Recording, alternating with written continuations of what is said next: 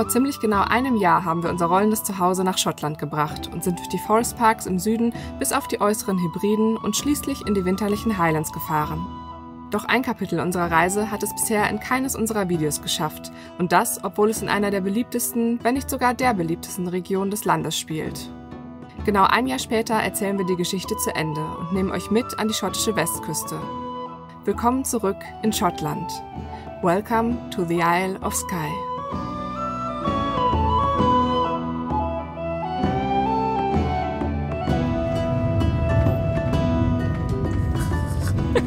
Geil. Hey. Hello. Danke. Aber langsam. Ja, wir müssen erstmal langsam sich die Straße runtertrauen. Süß. Ist das steil hier. Wow. Sprintig knüpft nahtlos an seine Kreta-Erfahrung an. Also wir waren, glaube ich, in Kreta nie an so einer steilen Straße. Ach du Schande. Ja. Das ist sehr, sehr, sehr, sehr, sehr. Ei. Das kommt auf der Kamera gar nicht rüber. Nee. Nee, wir werden nicht mit einer phänomenalen Aussicht belohnt. Don't drink it if you're diabetic. That'll fucking kill you. It's so sugary, so sugary. Although it's not as sugary as it used to be. Thank you Thank very you. much. Sorry. Any questions about Localia before I disappear on you?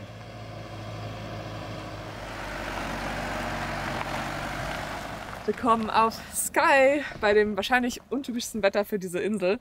Es ist einfach crazy warm, richtig, richtig schön und wir müssen halt erstmal so ein bisschen die Eindrücke verdauen, die wir jetzt Ja, gerade die voll. letzten 10 Minuten erlebt Das haben. Ding ist so unfassbar schnell, also sowohl die Entscheidung ja erstmal auf die Insel zu kommen, Ja. dann die Entscheidung, wo wir jetzt hinfahren, dann war die Anreise her Spannend, ziemlich Harakiri, super steil.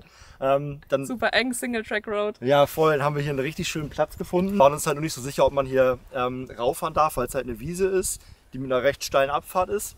Ja, und dann kam direkt ein Local vorbei. Wir dachten erst, na, gucken, was er möchte oder ob was, ne? Wahrscheinlich mit Campern auch so seine Erfahrung hier. Und sagt, nee, gar kein Problem, stellt euch gerne hin, solange ihr euren Müll wieder mitnehmt, alles cool. Wir wurden direkt mit Getränken versorgt. Iron Brew.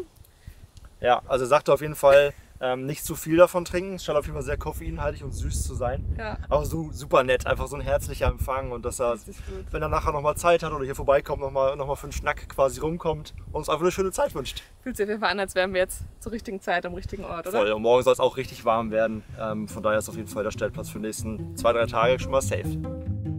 Wir spulen noch einmal zurück.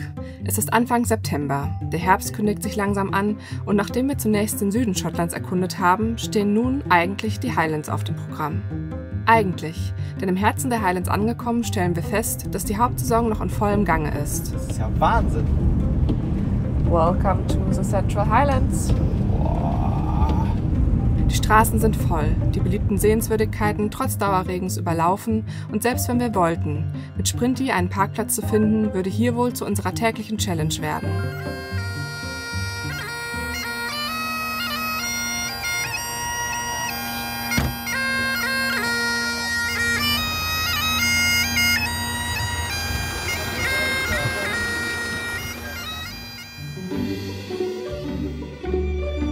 Wir schmieden einen Plan B, schieben die Highlands ans Ende unserer Reise und buchen Tickets für die Überfahrt auf die äußeren Hebriden. Eine Inselgruppe vor der schottischen Westküste, die man am schnellsten mit der Fähre von der Isle of Skye aus erreicht. Und da der nächste Camperplatz an Bord erst 10 Tage später frei ist, entscheiden wir uns für einen Zwischenstopp auf Skye, wo wir wieder erwarten von schönstem Inselwetter empfangen werden. Hi!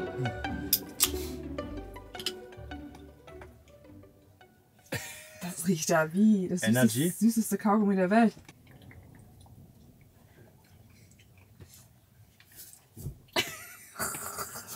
Wow.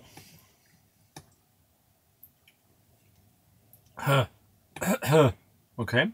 Wird jetzt nicht mein Lieblingsgetränk. Iron Brew, zu Deutsch Eisengebräu.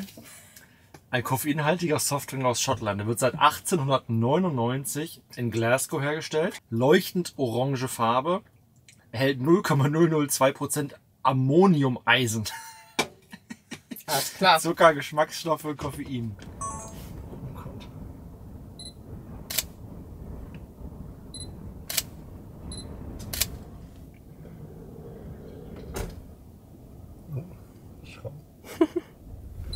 nutzen das schöne Wetter jetzt nochmal für eine kleine Sunset-Wanderung.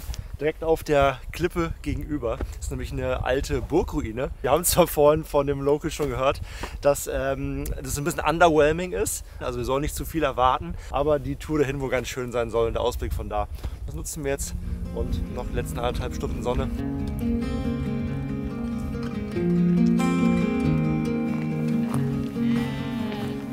In a world of green, just like a dream.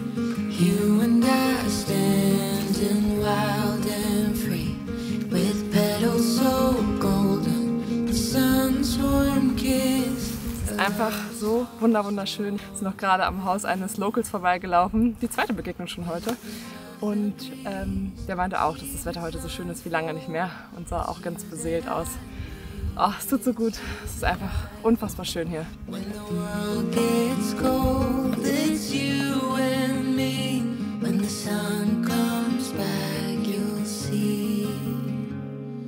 Oh, dandelion, the strength that you've shown, stronger each year. Look how we hold on through the toughest of times. We still stand strong through pavement. We will grow forever. We will grow.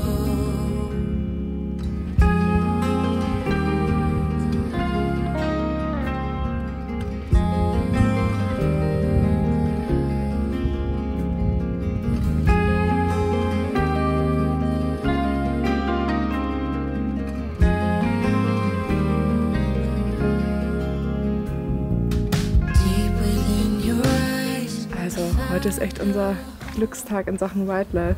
Es war jetzt echt nur ein kurzer Spaziergang und wir haben Schafe gesehen, die sieht man hier öfter, aber mehrere Robben, diverse Wasservögel und jetzt hier zum Abschluss sogar noch Rothirsche. Wie crazy ist das? Richtig cool.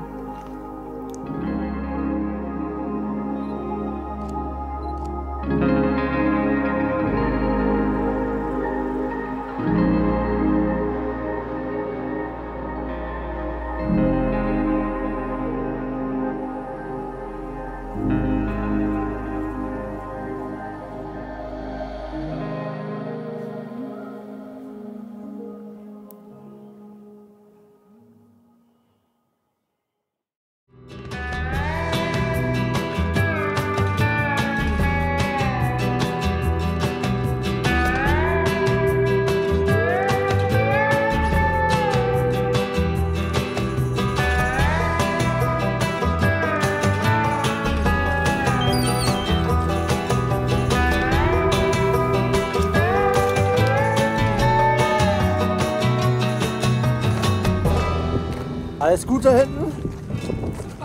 Wir sind heute auf unserer ersten kleinen Wanderung auf der Insel an der Westküste. Hier hinter mir seht ihr schon die Camasunary-Bucht. Das ist ja eben eine ganz schöne Bucht, wo auch eine Bothy steht. Dazu erzählen wir euch gleich später noch mal ein bisschen mehr. Ja, wir sind mal wieder unter etwas widrigen Bedingungen unterwegs, aber für Fotos und Videos ist es auf jeden Fall ein ganz cooles Licht. Auch wenn wir gerade echt so ein bisschen gucken müssen, dass wir unsere Technik wasserdicht verstauen. Wir haben uns mittlerweile schon so einen fancy Kamera-Regenschutz geholt, damit wir die Kamera nicht immer ein- und auspacken müssen. Aber ja, Not macht erfinderisch und ich glaube, wir arrangieren uns da mittlerweile ganz gut mit. Bewegung tut auf jeden Fall gut, selbst bei Regen.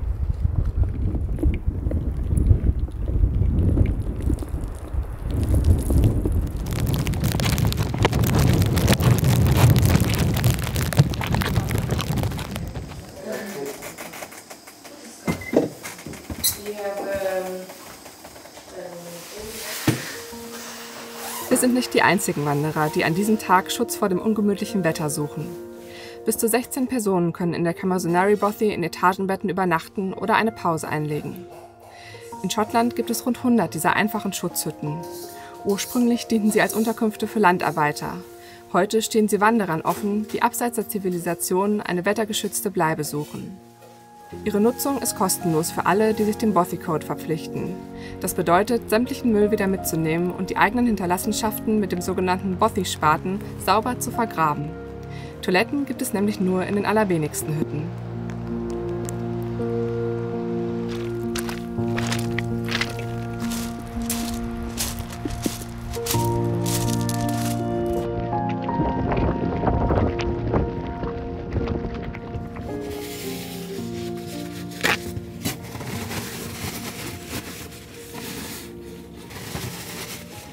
Hier, Wasser. Da. Du hast es gerade schon ausgekippt.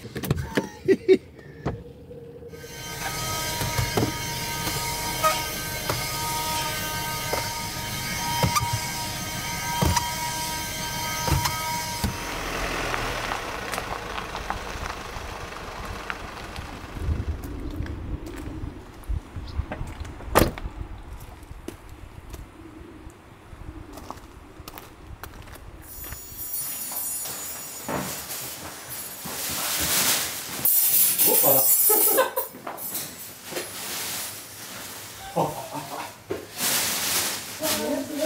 Jetzt noch Fragen? Ja.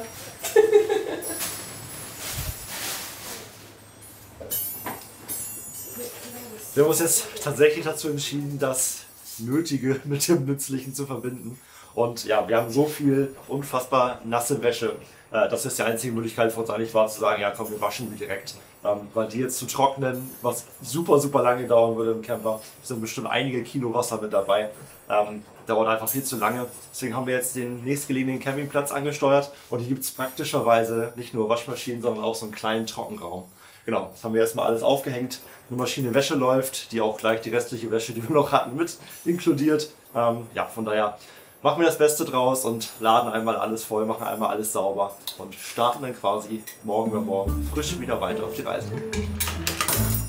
Color, Echo. Ja, Locked. nice.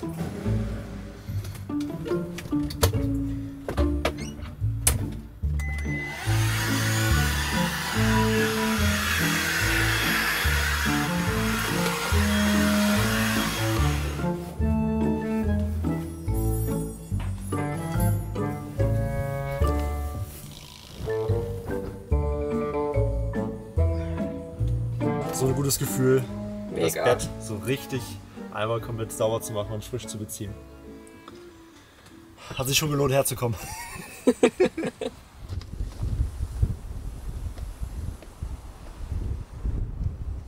Wenn ihr unsere Reise schon länger verfolgt, dann wisst ihr, dass wir eine große Vorliebe für Naturstellplätze haben und auch generell sehr gern freistehen, wenn es möglich ist. Wir haben Sprinti damals auch so ausgebaut, dass wir relativ lange autark stehen können, so ungefähr eine Woche, je nachdem natürlich, wie viel Solarenergie reinkommt und generell, wie viel wir an den Laptops sitzen und Co. Aber so ganz grundsätzlich sind wir in Regionen, wo die Fähr- und Entsorgung auch abseits von Campingplätzen möglich ist, gar nicht so häufig auf Campingplätze angewiesen. Trotzdem steuern wir regelmäßig welche an und das hat vor allem zwei Gründe. Zum einen finden wir es persönlich einfach wichtig, dass wir die Infrastruktur, die für uns Camper von Regionen und von Einheimischen geschaffen wird, auch nutzen, weil es ja so ein Stück weit die einzige Möglichkeit ist, was zurückzugeben dafür, dass wir in dem Land reisen dürfen. Und zum anderen ist es ehrlicherweise auch für uns, gerade in so touristischeren Regionen wie der Isle of Skye, wo jetzt selbst in der Nebensaison noch viele Camper unterwegs sind, sehr viel entspannter zu wissen, dass wir nicht jeden Abend um Stellplätze kämpfen müssen, sondern einfach auch zwischendurch mal eine Base haben, da vielleicht sogar mal mehrere Tage bleiben und ja, einfach an einem Ort mal in Ruhe Wäsche waschen können, vielleicht mal unsere Stühle rausstellen können, wenn das Wetter mitspielt und uns einfach mal so ein paar Tage um nichts anderes Gedanken machen zu müssen. Und an dieser Stelle freue ich mich sehr, euch unseren Partner für diese Reiseetappe vorzustellen und bin sehr gespannt, ob ihr ihn schon kennt. Und zwar geht es um Campy. Ganz egal, ob ihr auch solche Nordlichter seid wie wir und ständig irgendwo in den kalten und dunklen Regionen Europas landet oder ob es euch eher in den Süden verschlägt. In der Campy-App werdet ihr auf jeden Fall fündig, denn da findet ihr alle geöffneten Campingplätze in ganz Europa. Für uns müssen Camping-Apps vor allem zuverlässig und effizient sein und da hat uns Campy echt überzeugt. Was ich zum Beispiel super praktisch finde, ihr könnt in der App nicht nur nach Bewertungen und Preisen filtern, sondern auch auswählen, ob ihr einen eher kleineren oder großen Campingplatz ansteuern möchtet, wie viel Platz ihr für euer Fahrzeug benötigt und was euch sonst noch so wichtig ist. Und wenn euer Navi auch schon mal der Meinung war, dass der einzige Weg zum Ziel durch eine schmale Gasse zwischen zwei Hauswänden führt, dann wird euch die smarte Wohnmobilnavigation von Campy begeistern. Da könnt ihr nämlich ganz einfach eure Fahrzeugmaße hinterlegen und die App vermeidet dann automatisch niedrige Brücken oder schmale Durchfahrten. Bei der Suche nach dem besten Platz für euren Bedarf unterstützt euch außerdem der KI-gestützte Campingassistent Sam. Ihr könnt euch die Campy-App ganz einfach kostenlos in eurem App oder Play Store herunterladen und mit unserem Code Traveling Creatives habt ihr außerdem die Möglichkeit, Campy Plus 3 Monate kostenlos zu testen. Das ist sozusagen die Premium-Version der App, wo ihr dann Zugang zu sämtlichen smarten Features habt und zum Beispiel auch offline auf die ganzen Informationen zugreifen könnt. Alle Infos zu Campy und unseren Code findet ihr auch nochmal unten in der Videobeschreibung.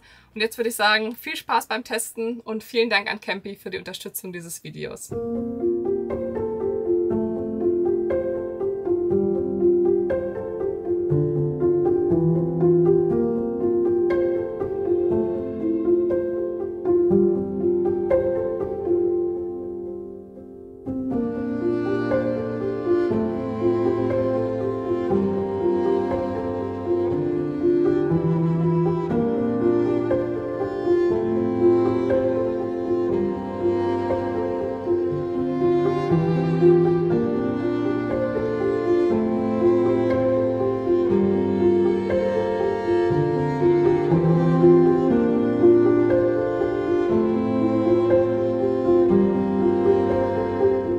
Mittlerweile am westlichsten Punkt der Insel angekommen, am Nice Point. Von hier aus kann man zu so einem Leuchtturm laufen und von dort aus soll man einen Megablick nicht nur aufs Meer haben, sondern auch die beste Chance auf der Insel, Wildlife im Wasser zu entdecken. Also Delfine, Wale, verschiedene Tiere, die wir natürlich sehr gerne vor die Linse bekommen würden. Es ist heute relativ windig und das Meer dementsprechend unruhig, deswegen mal schauen, ob wir was entdecken. Aber wir ziehen mal los. Das ist immer ganz schön viel Kram, den man so für so eine kleine Fototour einpacken muss. Das ist immer so ein Stativ und 2 Kameras und ein Tele und noch ein kleineres Tele und natürlich wollen wir das Ganze auch filmen. Also brauchen wir auch noch ein Filmobjektiv und auch noch ein kleines Handstativ für den Fall, dass man so ein bisschen uns selber begleiten möchte. Ja, ist immer ein bisschen Vorbereitung. Mal eben ankommen und loslaufen ist eigentlich selten möglich. Ist immer so ein bisschen, okay, ankommen, kurz überlegen, brainstormen, was brauchen wir alles. Dankeschön.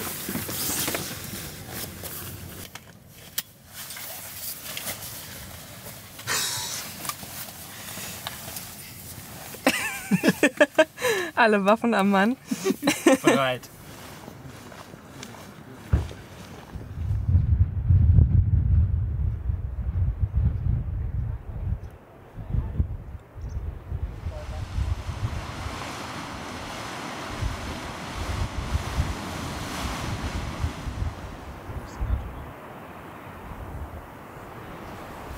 Also bisher Wildlife 1, wir 0.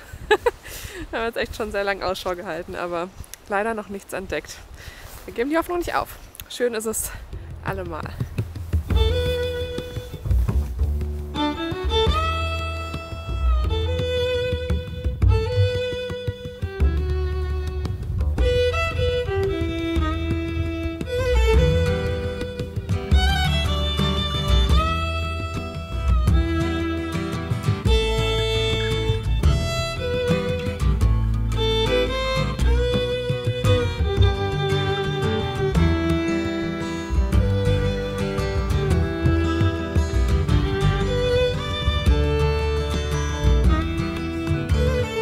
Das Nice Point Lighthouse markiert den westlichsten Punkt der Insel. Wegen ihrer exponierten Lage auf einer schmalen Landzunge ist die hübsche Anlage aus dem frühen 20. Jahrhundert ein beliebtes Fotomotiv. Dementsprechend viel los ist rund um den kleinen Parkplatz, von dem aus man den Leuchtturm in etwa einer halben Stunde erreicht. Seit 1990 ist das Nice Point Lighthouse unbemannt. Uns interessiert vor allem die Geschichte nach seiner Automatisierung. Und die wirft Fragen auf. Sieht auf jeden Fall, dass mal eine Kevin war. Du hast die Decke eingestürzt, würde ich sagen. Oh, ja. Ja, ist doch ein schönes Airbnb. Ich wüsste sehr gern, was das für eine Geschichte erzählt. Ja, eine eklige auf jeden Fall hier. Das ist sehr random. Korken knallen und danach erstmal einen Tee. Ein Tee. Aber ich glaube, hier hat schon länger keiner mehr gewohnt. War das ein Bügeleisenhalter? Ja. Wir entscheiden uns, am Abend noch einmal zurückzukommen, um den Leuchtturm im warmen Licht einzufangen. Und auch wenn uns heute keine Meeresbewohner mehr vor die Linse schwimmen werden, hat sich das Warten allein dafür gelohnt.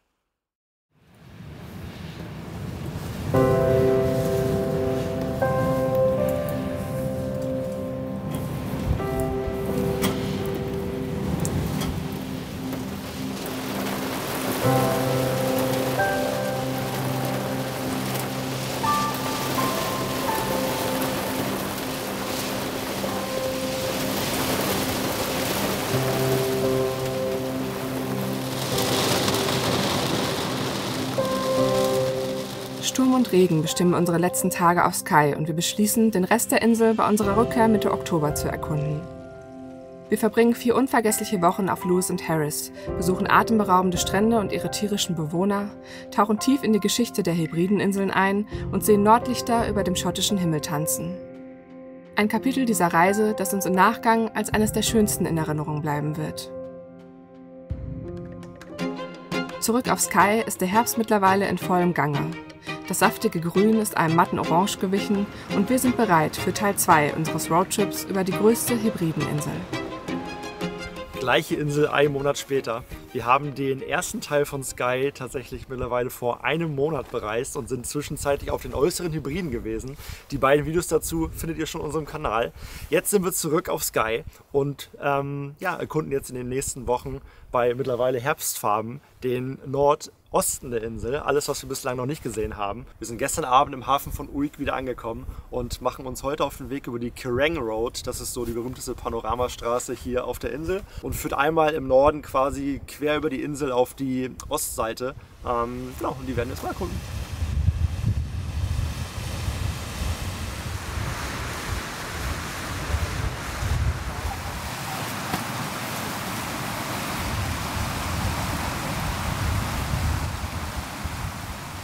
Wir mussten gerade total an unseren allerersten Tag hier auf der Insel zurückdenken. Mittlerweile 6 Wochen her, aber da hat uns ein sehr, sehr netter Local gesagt, wir sollen nicht zu den Ferrypools fahren, was auf jeden Fall so einer der, ich glaube, der bekanntesten Sehenswürdigkeiten hier auf der Insel ist. Weil er nämlich sagt, dass es eine ähnliche Landschaft hier auf der Insel dutzende Male gibt und man dafür nicht auf einen überfüllten Parkplatz fahren muss, sondern einfach nur durch die Natur fahren, seine Augen offen halten. Und genau so einen Spot haben wir tatsächlich gerade entdeckt. Nicht eingezeichnet auf der Karte, einfach direkt neben der Straße gelegen, an so einer kleinen Bucht. Und es ist einfach total cool, mit eigenen Augen das Ganze einfach zu erkunden und nicht quasi nur von Spot zu Spot zu fahren, sondern so ein bisschen einfach die Augen offen zu halten für die Natur um einen herum.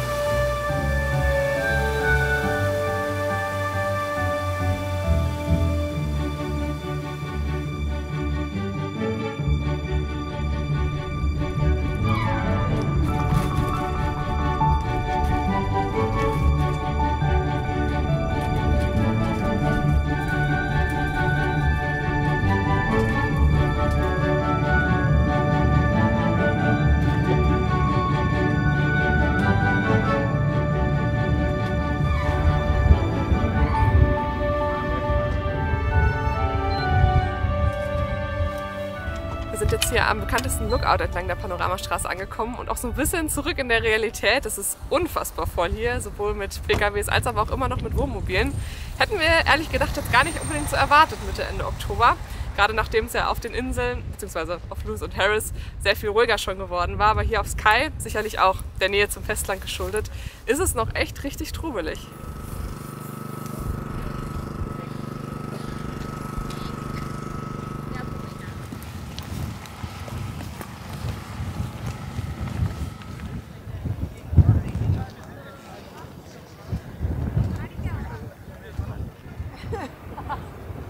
Der Kerrang ist das Ergebnis eines gewaltigen Erdrutsches vor Millionen von Jahren. Große Landmassen bahnten sich ihren Weg ins Tal und formten bizarre Felsen und tiefe Schluchten, die den Inselbewohnern der Sage nach Schutz vor Wikingern und rivalisierten Clans boten.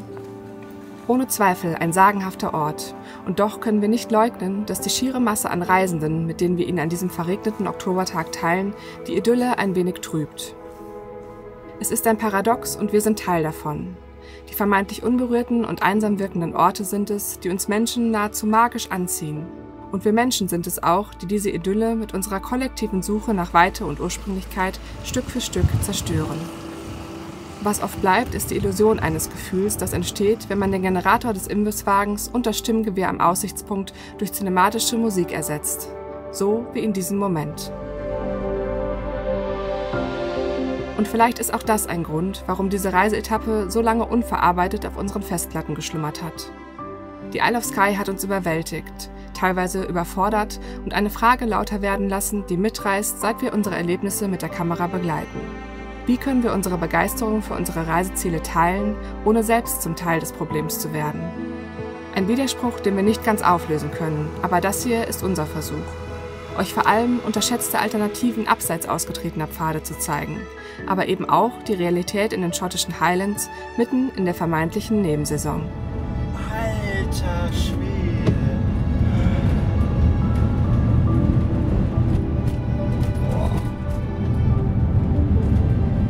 Wow.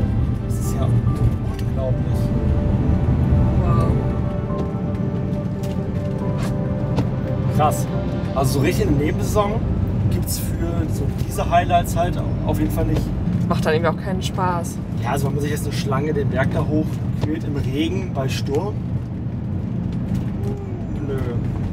Vielleicht.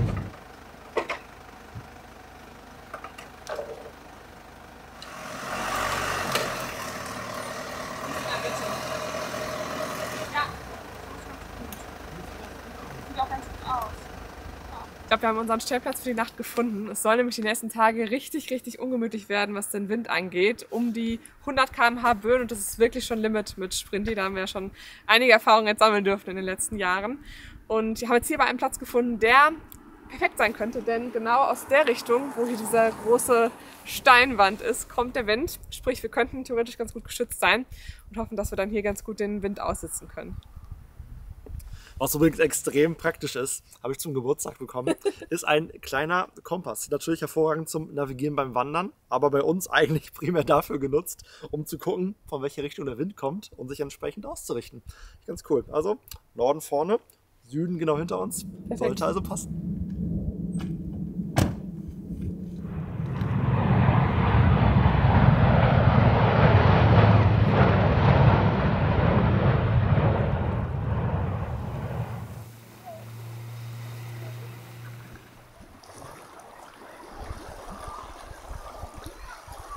Übrigens nicht nur ein ganz cooler Stellplatz hier, sondern ein paar hundert Meter weiter ist ein sehr, sehr beliebter Spot von Skye, denn man soll hier versteinerte Dinosaurierspuren entdecken können. Relativ viele an der Zahl wohl und ein bisschen verteilt und man sieht sie wohl auch nur bei Ebbe und man braucht wahrscheinlich auch eine Menge Fantasie, aber vielleicht finden wir sogar welche.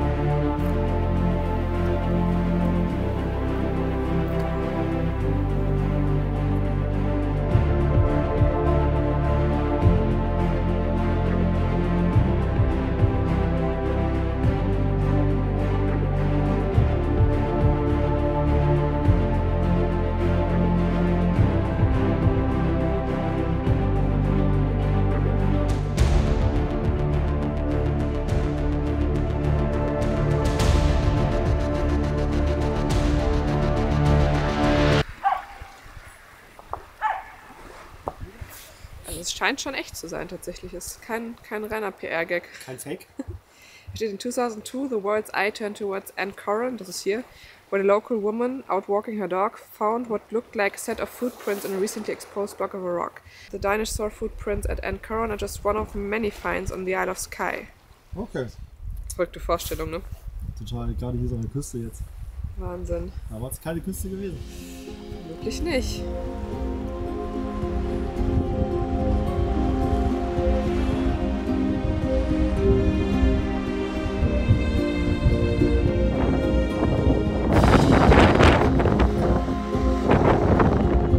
Unser Plan ist fast aufgegangen, aber auch nur fast. Die Böen waren jetzt doch tatsächlich morgen schon ein bisschen stärker als angenommen. Wir sind mittlerweile bei bis zu 110 km/h heute Und das Auto hat doch ganz schön gewackelt, also mussten wir nochmal umparken und nutzen die Chance aber gerade und gucken den Sonnenaufgang an. Zum ersten Mal seit, ich glaube, gefühlt immer, weil es echt nicht unsere Uhrzeit ist. Normalerweise stehen wir echt, ja, eher so um 9 oder um 10 auf.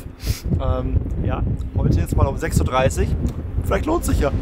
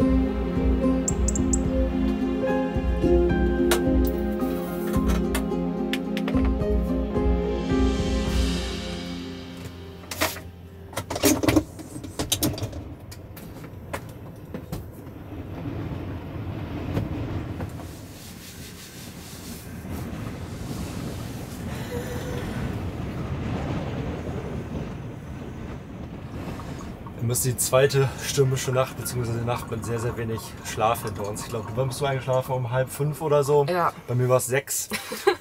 Nachdem gestern ja auch schon heikel war, beziehungsweise eigentlich komplett aus dem Rhythmus.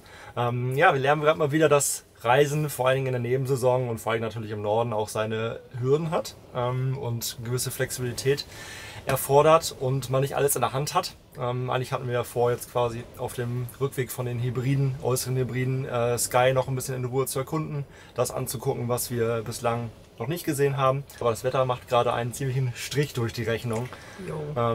Es war nämlich, also es war Wind vorhergesagt, ist auch klar, und wir haben uns darauf vorbereitet, 2-3 Tage hier unter unserem Felsen auszusitzen und das Ganze vorbeiziehen zu lassen. Stellt sich es aber heraus, dass der Sturm oder die Sturmtage mittlerweile zu einem Orkan geworden sind. Es ist der erste Orkan der Saison, der einen Namen bekommen hat. Er heißt Ashley und ja, soll wahrscheinlich so in 24 Stunden quasi die Hybriden treffen mit Wind zu bis zu 140, 150 km/h. Ja, ist auf jeden Fall außerhalb unserer Komfortzone. Wir wissen mittlerweile so, dass bis zu 100 km/h, wenn man sich gut versteckt, kann das ganz gut funktionieren. Aber das ist einfach was wir bislang noch nicht getestet haben und eigentlich auch nicht testen möchten. Es gibt ja auch offizielle Warnungen, ne? Also Genau. nicht nur, dass wir jetzt da irgendwie nicht komfortabel mit sind, aber halt richtige Reise- und Rausgehwarnungen für speziell den Sonntag, ne? Ja, also man kennt es ja auch aus Deutschland, so verschiedene Warnstufen, Windwarnstufen und so. Und es war immer auf Gelb bislang überall, wo wir waren, also schon Warnung vor Wind. Jetzt ist aber zum ersten Mal ein Amber Alert, heißt es, hier ausgerufen worden. Das ist quasi wie so eine zivile allgemeine Warnung vor Extremwetterlage. Kurzum werden wir wahrscheinlich jetzt Sky heute verlassen und ziemlich reißaus nehmen von der Insel und den letzten Tag, den wir jetzt quasi vor den dollen Wind haben, nutzen, um aufs Festland zu kommen, über die Brücke zurückzufahren und uns irgendwo ein windgeschütztes Plätzchen mehr oder weniger suchen. Mal gucken, wir werden berichten, wo wir landen auf jeden Fall. Wir versuchen, unseren ungeplanten Abschied mit Humor zu nehmen.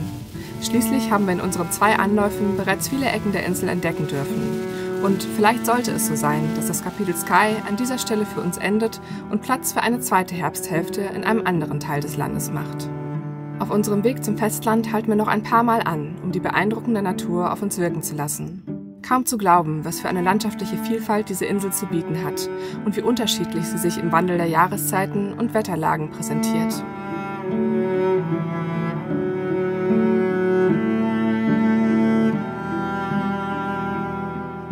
Wir schlendern durch die bunte Inselhauptstadt Portree, übrigens die einzige Stadt auf Sky, deren gälischer Name so viel wie Hafen des Königs bedeutet. Rund 2000 Menschen leben in der kleinen Hafenstadt, die ein beliebter Ausgangspunkt für Roadtrips über die Insel ist.